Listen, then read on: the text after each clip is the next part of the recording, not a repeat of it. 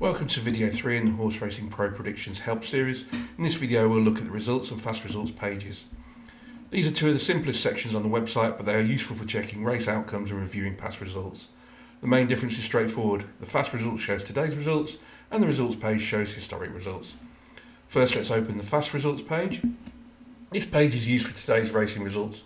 The fast results page updates every 5 minutes, so it's designed to give you a quick way to check the latest completed races throughout the day. This is a page to use when racing is currently taking place and you want to see what has happened today. Each result card shows the key information from that race. You can see the finishing positions of the horses and the result details. The card also shows the starting price, which tells you the official starting price of each horse. 2 beaten distances are also shown. The first distance the horse was beaten by the winner, and the second is the distance the horse was beaten by the horse directly in front of it. This gives you a clearer view of how the race finished, rather than just showing the finishing order.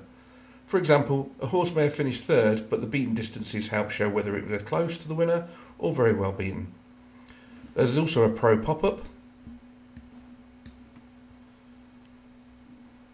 This opens a little more information about the horse and result. The pro pop-up includes additional detail, including race comment. The race comment can help provide extra context around the performance, such as how the horse ran, whether it stayed on, weakened, was held up, or had other relevant race note. This is useful when you want a little more detail without leaving the results page. Now let's look at the results page. The results page is for historic results only. It shows the same type of information as the fast results page, but instead of focusing on today's racing, it lets you review older results. The historic results on the site go back to the 9th of January 2025. So, as a simple rule, the fast results show today's results, the results for historic results. The historics result card works in exactly the same way as the fast results card.